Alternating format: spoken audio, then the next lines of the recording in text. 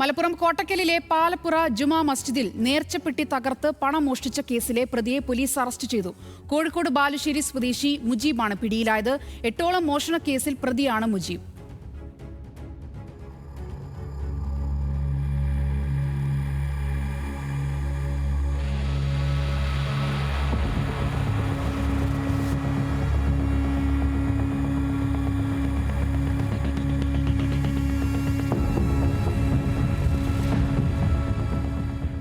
ശനിയാഴ്ച പുലർച്ചെയാണ് ജുമാ മസ്ജിദിലെ നേർച്ചപ്പെട്ടി തകർക്കപ്പെട്ടതും 80,000 രൂപയോളം മോഷണം പോയതും.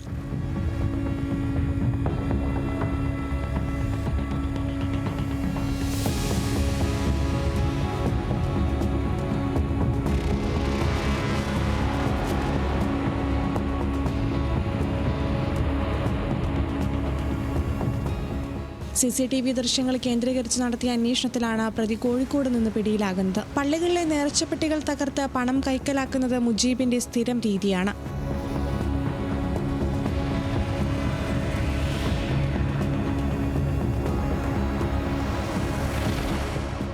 മലപ്പുറം, തൃശൂർ, കോഴിക്കോട് ജില്ലകളിലെ വിവിധ സ്റ്റേഷനുകളിൽ നേർച്ചപ്പെട്ടി കവർച്ച നടത്തിയ 8 കേസുകളിൽ പ്രതിയാണ് മുജീബ്. ജയിൽ ശിക്ഷ കഴിഞ്ഞ് 1 വർഷം മുൻപാണ് മുജീബ് പുറത്തിറങ്ങിയത്. തുടർന്നും മോഷണം തന്നെയാണ് മുജീബ് തെരഞ്ഞെടുത്ത വഴിയെന്ന് SHO ദീപകുമാർ പറയുന്നു.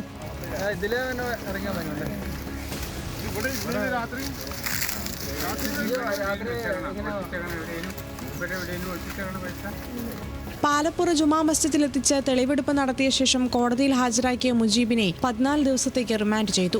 ന്യൂസ് മലയാളം, മലപ്പുറം.